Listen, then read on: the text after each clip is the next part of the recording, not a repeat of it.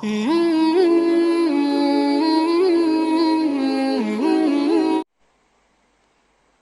سہولت پسندی مجاہدے کی بالکل مخالف ہے۔ ہر شخص کی اگر کوشش یہ ہو کہ کام کو سہولت کی طرف، آسانی کی طرف لاؤ تاکہ امت کا ہر فرد اس کو کر سکے، دین کو اسی طرح کھیل بنایا گیا ہے جس سے بے دینی پیدا ہوئی ہے۔ اگر دعوت کو بھی اس طرح کھیل بنایا گیا تو اس سے بھی وہ تربیت، وہ اصلاح، وہ اللہ کا تعلق پیدا نہیں ہوگا جو دعوت اللہ کے ساتھ اللہ کی طرف سے موعود ہے، جس کا وعدہ ہے۔ اس لیے سب سے اہم اور بنیادی بات،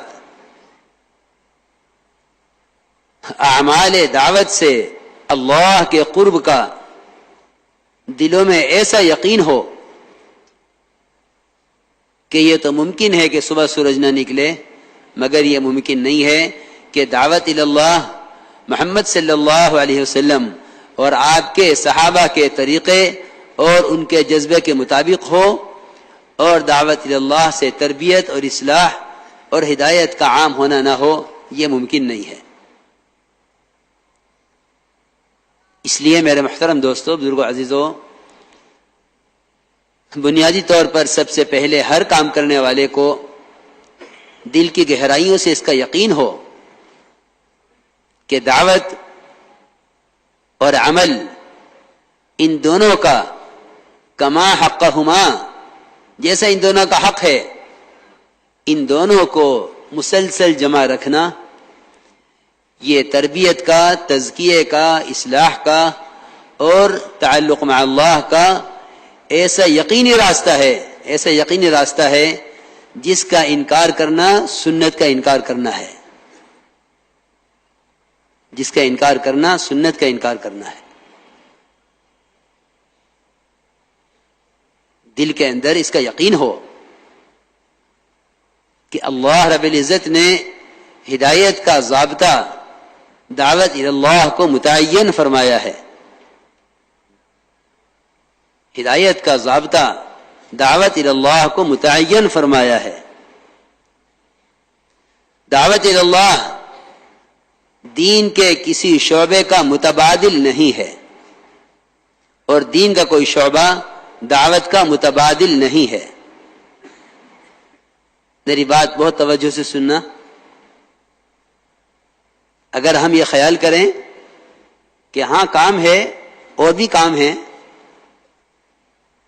تو دعوت اللہ کا کوئی متبادل نہیں ہے۔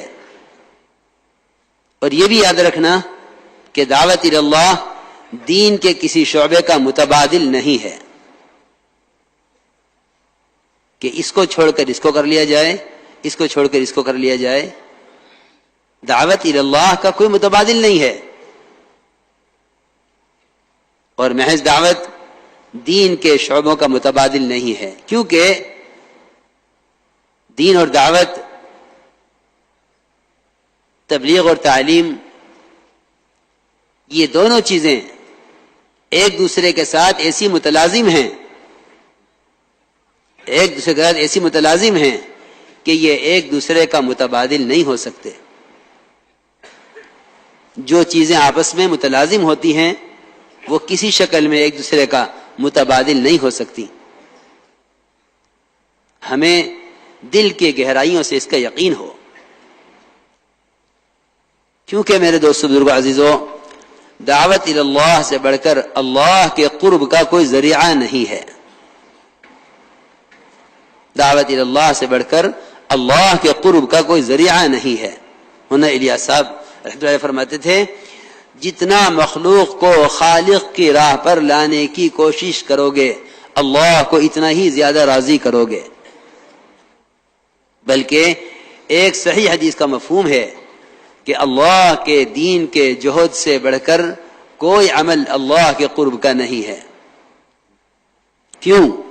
اس لیے کہ دعوت اللہ تمام اعمال میں، تمام فرائض میں، تمام نیکیوں میں، تمام عبادات میں، یہاں تک کہ ایمان جو تمام عبادات کی بنیاد اور اصل ہے، جس کے بغیر کسی عمل کا اعتبار بھی نہیں ہے، اور جس کے بغیر عمل پر اجر بھی نہیں ہے، اور جس کے بغیر اعمال پر استقامت بھی نہیں ہے، اور جس کے بغیر اللہ کے وعدوں کو پورا ہونا بھی نہیں ہے، وہ ایمان، وہ بھی دعوت اللہ پر ہی بننا موقوف ہے. وہ ایمان بھی دعوت اللہ پر بننا موقوف ہے. مولانا الیاس کے ملفوظات میں ہے، حضرت کے ملفوظات خوب پڑھا کرو، خوب پڑھا کرو. حضرت کے ملفوظات میں ہے کہ یہ محنت ایمان اور اعمال کی تکمیل کے لیے ہے، تبلیغ صرف تعلیم کے لیے نہیں ہے، تبلیغ صرف تعلیم کے لیے نہیں ہے. حضرت کے ملفوظات میں ہے کہ دعوت اللہ، اس سے کلمہ نماز کا درست ہو جانا، کلمہ نماز کا درست ہو جانا اس محنت سے، یہ اس راستے کی الف باتا ہے جو بچے کو پہلے دن پڑھائی جاتی ہے.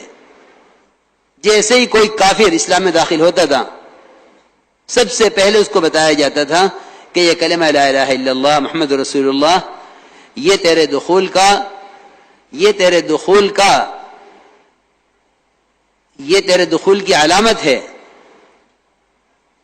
اور یہ تیرا دین ہے کہ تو نماز قائم کر، زکوٰۃ ادا کر، رمضان کے روزے رکھ، بیت اللہ کا حج کر. یہ فرائض اس کو پہلے دن تعلیم دیے جاتے تھے. اس لیے یہ بات یاد رکھنا کہ دعوت محض تعلیم عمل کے لیے نہیں ہے کہ اس کام سے عمل سیکھ کر یہ سمجھے کہ میں اس مدرسے سے فارغ ہو گیا ہوں، بلکہ دعوت ایمان اور اعمال کے ساتھ اس طرح جوڑی گئی ہے کہ دعوت اللہ کے ذریعے ایمان اور اعمال کے اندر کمال پیدا ہوتا رہے. مولانا الیاس صاحب کی وفات سے 1.5 مہینے کے بعد مولانا یوسف صاحب رحمۃ اللہ علیہ نے کام کرنے والوں کو ایک خط لکھا تھا. اس میں یہ بات لکھی تھی کہ امت خروج کو اہمیت اس لیے نہیں دیتی کہ اس کو کلمہ نماز ٹھیک کرنے کی تحریک سمجھتی ہے، حالانکہ اس کام کا مقصد ہے اپنے کلمہ نماز کے اندر نور اور جلا پیدا کرنا، جس سے ہمارے اعمال سطحیت کے بجائے حقیقت اختیار کر لیں. دعوت اور خروج اعمال کو سطحیت سے اٹھا کر حقیقت پر لانے کے لیے ہے.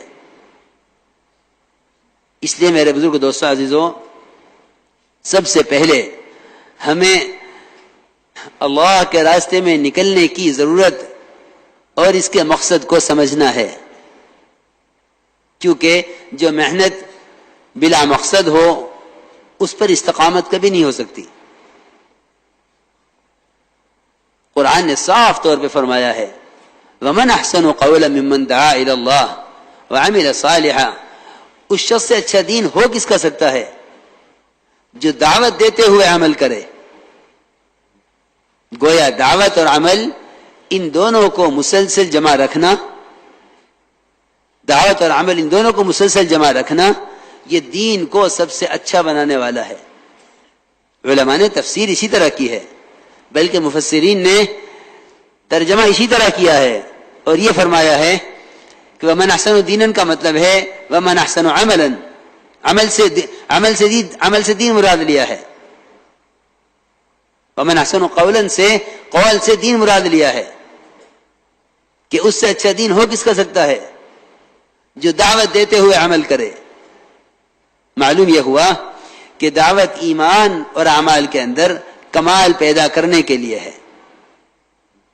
اس لیے میرے بزرگ دوستو عزیزوں، بنیاد اس کو بناؤ کہ اللہ کے راستے کی نقل و حرکت ایمان اور اعمال کی تکمیل کے لیے ہے. سوال اس بات کا ہے، لوگ یہ کہتے ہیں کہ کیا ایمان اور اعمال میں کمال پیدا کرنے کے لیے صرف یہی راستہ ہے؟ دیکھو، جب جب امت کی نظر سیرت صحابہ سے اور محمد صلی اللہ علیہ وسلم کے طریقوں سے دور ہوتی جاوے گی، امت کے درمیان رواجی طریقے زندہ ہوتے رہیں گے اور سنت کے طریقے امت سے دور ہوتے رہیں گے. سنت کے طریقے دور ہوتے رہیں گے. اگر ہم اس محنت کو کرنے میں سب سے پہلے سیرت پر غور کریں کہ سیرت صحابہ میں اور آپ صلی اللہ علیہ وسلم کی احادیث میں دعوت کا کیا مفہوم ہے اور ایمان کی دعوت کی کیا ضرورت ہے اور ایمان سیکھنے میں صحابہ کرام کا کیا معمول ہے، اگر اس پر غور کریں گے تو واقعی میں یقین سے کہتا ہوں یہ بات سمجھ میں آ جائے گی کہ اللہ کے راستے کا جہد محمد صلی اللہ علیہ وسلم اور آپ کے صحابہ کے طریقے کا پابند ہو کر کرنا یہی ایمان اور اعمال کی ترقی کا راستہ ہے. سب سے پہلے دعوت کے ذریعے یقینوں کی تبدیلی مطلوب ہے.